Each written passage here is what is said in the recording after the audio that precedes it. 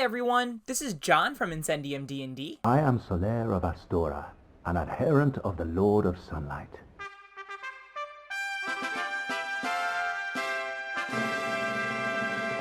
Before we dive into today's video topic, I wanted to mention that we recently got a significant bump in both views and subscribers. And I just wanted to take some time to thank all of you who subscribed and are supporting the channel. It means a lot to both Ian and I. Our goal for content creation like this is to help people discover their best selves through gaming, using tabletop role-playing games as a vehicle for personal growth and development. Whether it's discovering something about yourself and how you solve problems in-game, or if you use the game to practice healthy habits like learning organizational skills or how to come out of your shell a little bit more. Now, if this is the first time you've seen this channel, we would really appreciate your subscription. It really helps us with the YouTube algorithm so that way our videos can be recommended to people interested in D&D, and also so we can help as many people as possible. And if you do find this particular kind of content engaging, consider checking out our podcast, Dragon Mind, which is available on Spotify and other podcasting apps. All right, with that out of the way, let's get into today's topic.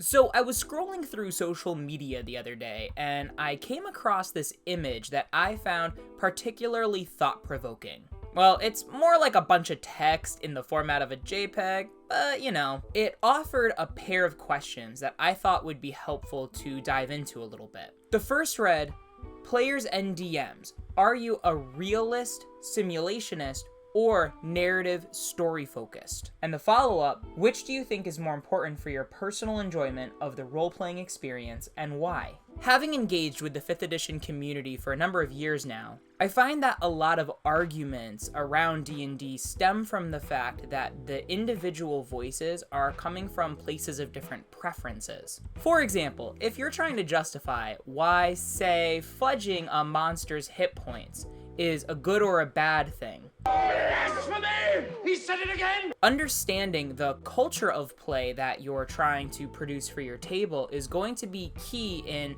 determining whether that's an appropriate or inappropriate thing to do. By extension, I think that this pair of questions is really helpful for players and DMs to ask of themselves, because it can reveal a lot of compatibility issues that a table might have very early on, either at session 0 or even before. In our video, 7 baby steps to masterful game mastering, linked in the description below, step 5 was crafting a particular culture at your table. And that culture is going to end up informing things like homebrew rules or homebrew content you implement, and the kinds of stories that you aim to tell, or even things like which pillars of play are you going to prioritize. So let's get into the nitty-gritty. According to this random image from the internet, narrative-focused players and dungeon masters usually want to tell a good, complete story with their player characters. They also want to go through highs and lows, moral dilemmas, and drama. They want their backstories to be woven into the DM's plot hooks, and they want the storyline to have a satisfying conclusion. Story-focused DMs are willing to sacrifice a certain level of honesty for it too. Fudged rolls, plot armor, deus ex machina, the priority is narrative, not the rules. Now, on the other hand, simulationist players and dungeon masters primarily want their characters to die exactly when and how the dice and rules of the games dictate. The good guy always wins, or the main characters never die tropes are avoided. They want a more realistic, random, game mechanics driven experience, even if it sacrifices a lot of what's important to a narrative-focused player. Plotlines can and do often end abruptly, where characters die in seemingly mundane or anticlimactic ways. Now, I'd bet money that a lot of you listening to that might have had a visceral reaction to one of those descriptions I just read. And that might clue you in on which side of the fence you tend to fall on. For example, like many community members, I am not a big fan of fudged die rolls or deus ex machina. However, I'm also not a big fan of characters dying in mundane ways or plot lines ending abruptly. So let's unpack both of these perspectives and see if we can't glean some insights that can help us become better game masters.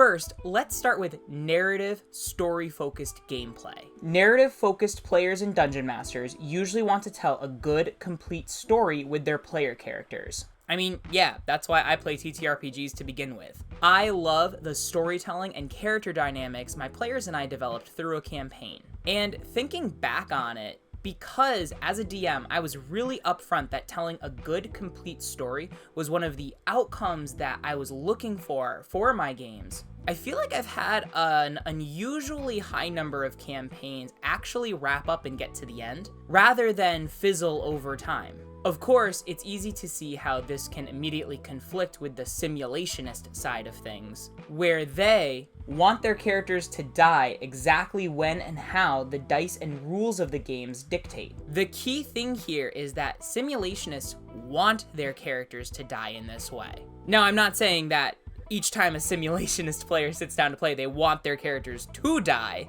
but if they die, they want it to be in line with the game's rules and the way that the dice have rolled out. And if their characters would die under normal game rules, they don't want the game master to interfere and save them for any reason. Narrative-focused players also want their characters to go through highs and lows, moral dilemmas, and drama. Now, I don't think that this idea is necessarily incompatible with a simulationist point of view. For example, let's say that a player character does die just due to bad die rolls. During downtime, there's nothing stopping a play group from really diving into what it means for that character to no longer be part of the party. Likewise, if die rolls are really going to factor that heavily into the death or survival of the story's different characters, I can see simulationist players factoring that into their moral dilemmas.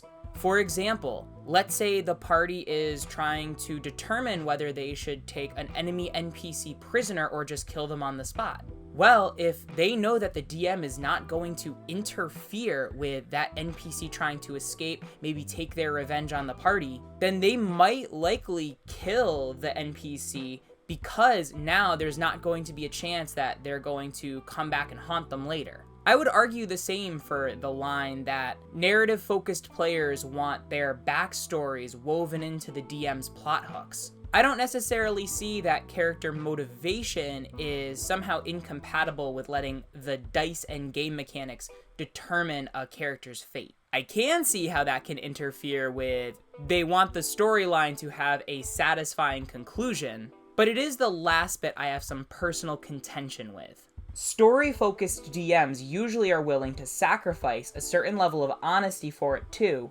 Fudged rolls, plot armor, deus ex machina, the priority is narrative, not the rules. I do think fudging die rolls, using plot armor, and deus ex machina are motivated by wanting to keep the narrative on track. However, I don't think those are the best solutions for a narrative-focused player's true goal. Because when you get to the heart of it, both of these sides prefer their viewpoint because to them, it's what adds meaningfulness to their gameplay. If the plotline can end abruptly, the emotional investment of a character is less meaningful. And for a simulationist player, if they know that they can be saved at any moment and there's no risk, well, then a lot of the decisions that they're making are also going to feel less meaningful. So to go back to the narrative story-focused perspective, let's start with fudging die rolls.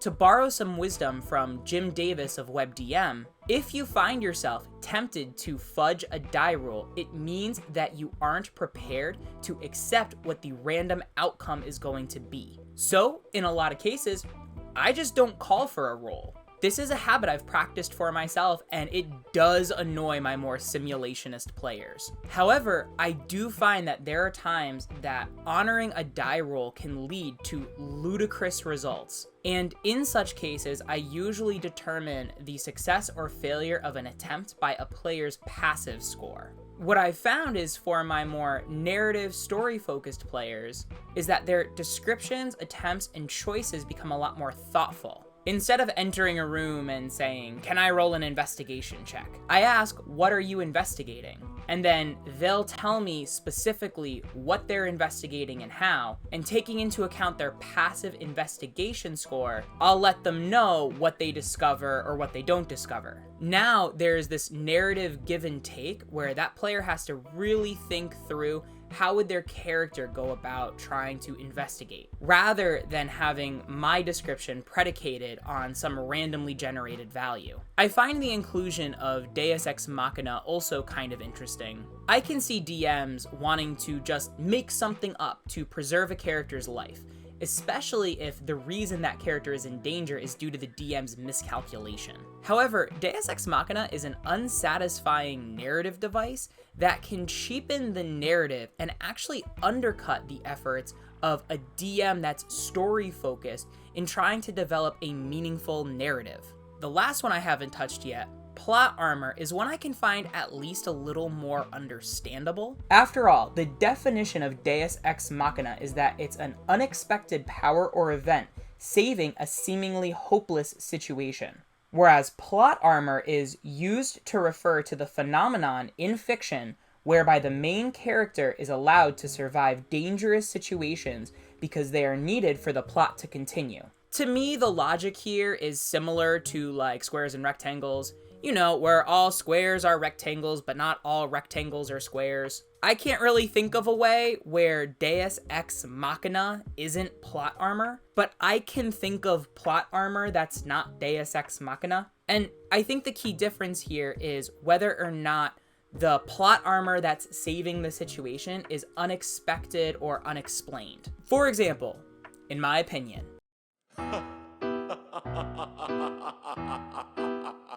energy bending from Avatar: The Last Airbender has always felt like Deus Ex Machina. It's a last-minute, unexpected power that saves Aang from a hopeless situation.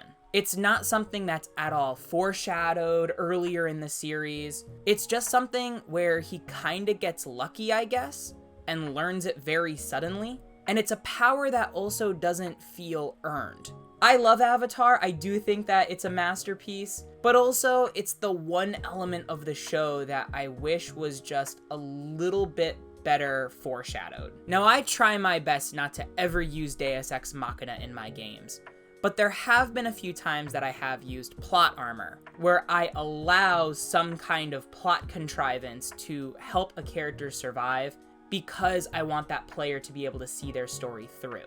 And you may guess that of these two views, narrative-focused and simulationist, I do tend more toward the narrative-focused side of the fence. And also, a stark majority of my players also have that agreement with me. And so when I introduce these little bits of what I call DMBS, especially if there is a strong narrative explanation, they don't seem to mind. Now, that doesn't mean they always get away scot-free. For example, there have been times I've had a player character die, and I've allowed them to be resurrected because their spirit has made a deal with a fae or a fiend. Yes, that player gets to come back to life. Yes, they get to continue on the party's goal, but now they owe some kind of villainous power a favor, which now creates further drama and conflict for the narrative. Or it might be that, say, when the game mechanics or dice would normally call for a PC to be killed,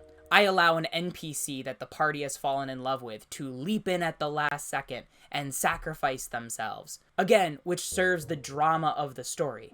I imagine something like Piccolo jumping in front of Gohan in the first season of Dragon Ball Z. A specific way I used plot armor that seemed positively received from my players is that I had a session in my latest campaign where a new enigmatic NPC was guiding a party through the desert. While riding the train to get to the desert, one of my player characters had a side conversation with this NPC. And after the NPC departed, they discovered this glowing white feather that hinted at the NPC's true identity. Later on in the session, in the final battle, the party was fighting a beholder, and one of the player characters was killed by their death ray. The first character remembered the glowing white feather they had taken, and I allowed that feather to resurrect the dead character. Yes, I would consider that plot armor. I allowed that main character to survive for the sake of the plot and for the sake of their story. The difference was that it was foreshadowed,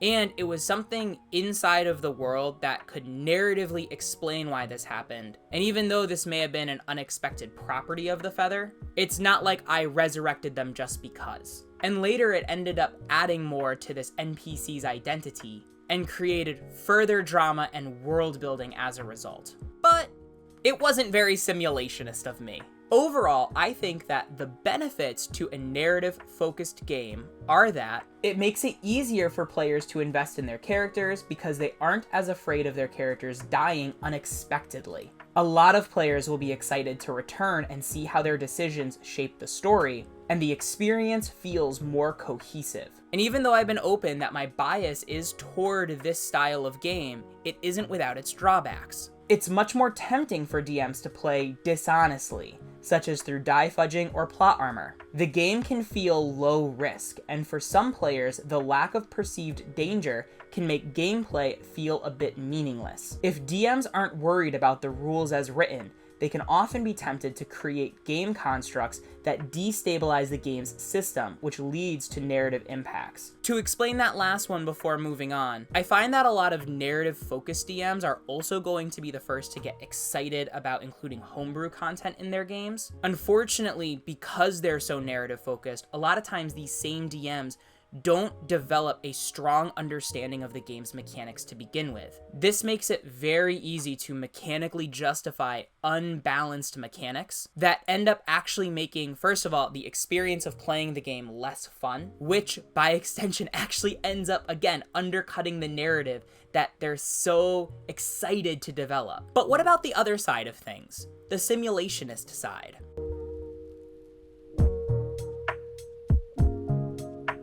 We've already hinted at some of the benefits and drawbacks, but let's give it the same treatment as the narrative-focused side. First, simulationist players and dungeon masters primarily want their characters to die exactly when and how the dice and rules of the game dictate. Now, to start, there is a kind of purity to the idea of allowing the game's rules to determine the fate of your characters. I distinctly remember a one-shot that I played a few years ago with my friend Tim, who was the DM, and who also tends more toward the simulationist philosophy. I knew going in that there was a really good possibility that my character could die, and it gave a lot of my decisions a lot more weight. We were also playing with our friend Zach, and this was the first time that he had ever played D&D. As such, I created this Fearbulg druid with the intent of supporting Zach's character. Again, I wanted him to really feel like the hero since this was his first time playing. In the climactic battle of the session, our 4 level 4 characters ended up fighting a young green dragon. And in order to distract it from Zach's paladin, I had my Fearbulg druid run out into the open to distract it. Again, I knew my character could die, but knowing that Tim would not hold back on killing my character, the decision felt a lot more real because I knew there was no safety net. Well, the dragon did what I expected.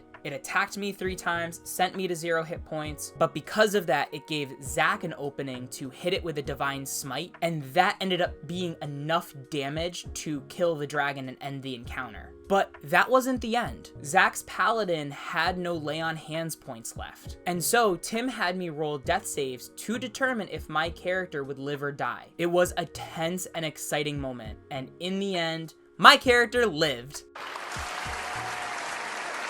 So, having experienced it sincerely and firsthand, I can say that playing in this style often creates more excitement when rolling the dice. However, I did go into the game relaxed, knowing that first of all, this was a one-shot, and I wasn't emotionally attached to this character or his development. And as a DM, my friend Tim was very clear about his DMing philosophy. So although Simulationist is not my preferred method of play, I think it's a lot more exciting, especially on the die rolling aspect of it. However, I do find that perhaps for new players, it can be a lot more difficult to emotionally invest in their character if they have the belief that their character could die at any moment. As another example of this, I remember listening to an episode of Adventuring Academy hosted by Brennan Lee Mulligan of Dimension 20. He was talking about his experiences with Call of Cthulhu, and because the game's mechanics make it so clear that your character can die at any time,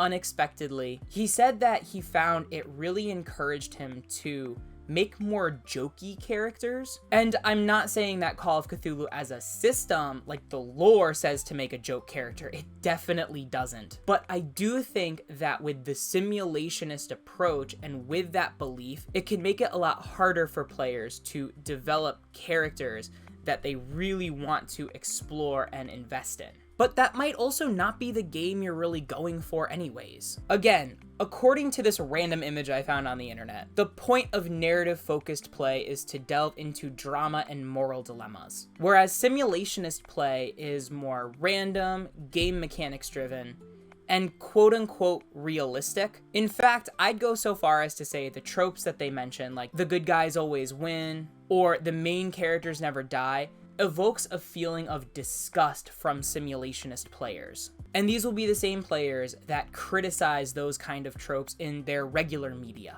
This also leads to a certain level of challenge with the game that a lot of players are looking for.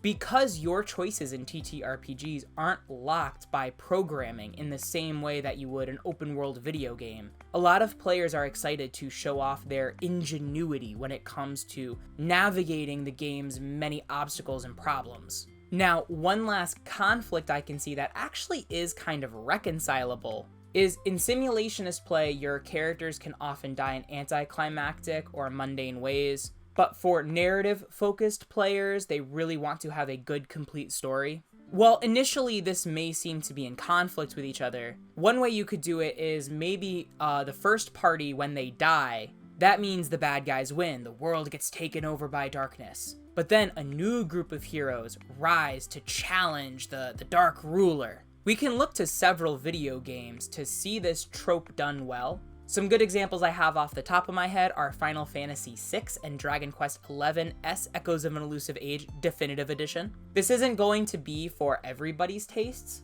but I do find it can be a fun solution to try to reconcile the simulationist and narrative-focused playstyles. So overall, I find that the benefits to simulationist play are the rules are universally understood and adhered to because the dice mean a lot more. The direction of a game is something to be discovered, which adds a lot of excitement. Gameplay can feel more challenging, which creates space for players to practice their ingenuity. The drawbacks are, it can be more difficult for many players to emotionally invest in their characters. Because gameplay is more random, there's a lot more room for silly outcomes, and it can be hard to honor the feelings of the player if the game's rules trump its story. Now, of course, we just unpacked these two views as two extremes, but I do believe that masterful game masters carve out their own niche and preferences somewhere in between these two ends of the spectrum. Like I said earlier, I tend to relate more to the narrative, story-focused side of things, but I still don't like fudging die rolls or utilizing Deus Ex Machina.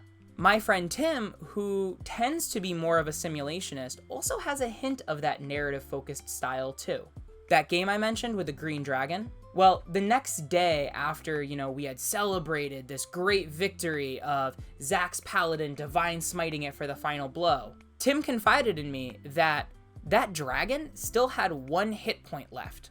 But looking at the excitement everybody had, looking at where it made sense for the drama of the in-game story, that last hit point didn't matter. What mattered was the excitement and the energy of the table. And how cool was it for the first-time player to get the memorable finishing blow?